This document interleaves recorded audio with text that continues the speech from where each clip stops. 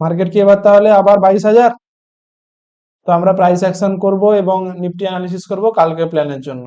তো চলো ভিডিওটা শুরু করা যাক। ওয়েলকাম টু ট্রেড উইথ শঙ্খ। প্রতিদিনের মতো আমরা নিফটি অ্যানালিসিস করব, ইন্টারডে প্ল্যান এবং আজকে আমাদের কি করেছে সেই নিয়ে আলোচনা করব। তো ফার্স্ট আমরা দেখব কি Nifty daily chart. Nifty daily চার্টে একটা কি ক্যান্ডেল বানিয়েছে, একটা বিয়ারিশ ক্যান্ডেল বানিয়েছে। এবং আমরা যদি কালকে যদি অ্যানালিসিস দেখি তাহলে আমরা বুঝতে পারবো যে কালকে আমরা অ্যানালিসিসে এটা সিম্পল আলোচনা করেছিলাম কি মার্কেট আজ কাইন্ড অফ সাইডওয়েজ থাকতে পারে, এবং আমরা যদি এই রেঞ্জটার মধ্যে যদি থাকে মার্কেট কিন্তু সাইডওয়েজ থাকবে।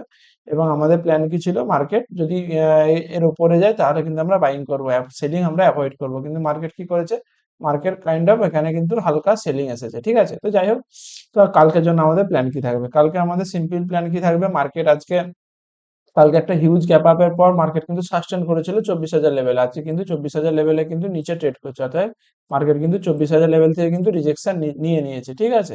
তো মার্কেট কিন্তু 24,000 এখন কিন্তু রেজিস্ট্যান্স জোন, এবং মার্কেটের রিসেন্ট সাপোর্ট কোথায় আছে আমরা দেখবো। রিসেন্ট সাপোর্ট 23,500 কিন্তু আমাদের রিসেন্ট সাপোর্ট থাকবে, ঠিক আছে। আদারওয়াইজ মার্কেট কাল কি করতে পারে, মার্কেট কিন্তু কাল আরো ডিপ কারেকশন নিতে পারে। এই যে একটা হিউজ র্যালি দিয়েছে গ্যাপ আপের ফলে, যেটা ইরান আর হচ্ছে ইউএস এর সিজফায়ার ছিল, তো সেখানে কিন্তু মার্কেট কন্টিনিউয়াসলি উপরের দিকে গেছিল, এবং তারপরে কি হিউজ গ্যাপ আপের পর কিন্তু মার্কেট উপরের দিকে কিন্তু হোল্ড করছে। এবং আজকে যে সেলিংটা এসেছে সেটা কিন্তু একটা মানে কি বলবো, একটা কাইন্ড অফ প্যানিক সেলিং নয়, মানে যেটাকে সেলাররা কিন্তু এটা কিন্তু করেনি। তার কারণ কি, দেখো ক্যান্ডেল গুলো কিন্তু খুব short short candle. Market first আওয়ারে সেলিং এসেছে, দেন পুল ব্যাক দিয়েছে, দেন সেলিং কিন্তু স্লো হয়ে গেছে। এই যে আমি দেখতে পাই এখানে স্লো সেলিং, অর্থাৎ স্লো সেলিং আর স্লো বাইং কিন্তু কখনো সাস্টেন করে না। আমরা যদি এখানে যদি কোনো দেখি পুরোনো অ্যানালিসিস, 30 মিনিটের স্ট্রাকচার দেখি কি 15 মিনিটের যদি আমরা অ্যানালিসিস দেখি তাহলে বুঝতে পারবো যে স্লো সেলিং কিন্তু, এই যে এখানে স্লো সেলিং হয়েছিল, পরদিন কিন্তু একটা হিউজ গ্যাপ আপ খুলেছিল, ঠিক আছে। আবার দেখো এখানে স্লো সেলিং হয়েছে, আবার এখানে কিন্তু মার্কেট উপরে দিয়ে গেছে। তো যখনই স্লো সেলিং কি স্লো বাইং হয় তখন কিন্তু মার্কেট তার অপোজিট রিঅ্যাকশন করে।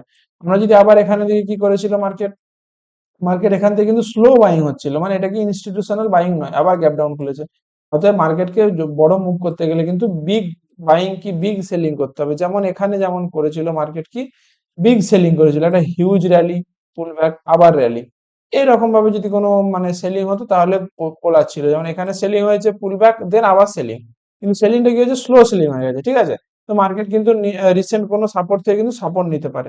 তো মার্কেটের রিসেন্ট সাপোর্ট কোথায় পাবো, আমাদের ফার্স্ট সাপোর্ট কোথায় থাকবে, আমাদের ফার্স্ট সাপোর্ট কিন্তু মার্কেটের এই লেভেলটা থাকবে। কোন লেভেলটা থাকছে, 23,000 কত এই লেভেলটা, 23,500 সামথিং, কিন্তু এই লেভেলটা কিন্তু মার্কেট আগামী দিনের জন্য আমরা প্ল্যান করতে পারি, ঠিক আছে। আর মার্কেটের রেজিস্ট্যান্স কোথায় থাকছে, মার্কেটের ইমিডিয়েট রেজিস্ট্যান্স থাকছে কিন্তু মার্কেট যদি কাইন্ড অফ গ্যাপ ডাউন কি একটু উপরে খুলে তাহলে কিন্তু মার্কেট 23,800 কিন্তু মার্কেটের জন্য একটা ইমিডিয়েট রেজিস্ট্যান্স। এবং দেখো আমরা যদি এখান থেকে একটা জিনিস দেখতে পাই, মার্কেট কিন্তু একটা চ্যানেলের মধ্যে চলছে, সরি আমরা চ্যানেলটা যদি ভালো করে মাপ করতে পারি তাহলে দেখো পরিষ্কার দেখতে পাবো মার্কেট কিন্তু একটা চ্যানেলের মধ্যে চলছে, ঠিক আছে। এবং এই চ্যানেলটাকে মার্কেট কিন্তু ফলো করছে। উম, এইভাবে একটা মার্কেট কিন্তু চ্যানেল চলছে এইভাবে, এবং মার্কেট কিন্তু এই চ্যানেলটাকে ফলো করছে, ঠিক আছে।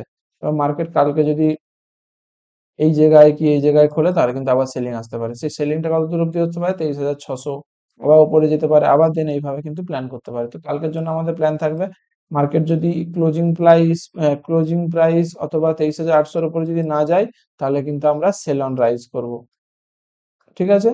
আর যদি ক্লোজিং প্রাইস এর উপরে যায় এবং আজকে যে 50% লেভেলটা 23,800 23,900-র উপরে যদি সাস্টেন করে, এই যে চ্যানেলটা চলছে এটা যদি ব্রেকআউট দেয় তাহলে কিন্তু আমরা বাইং সাইডে প্ল্যান করব।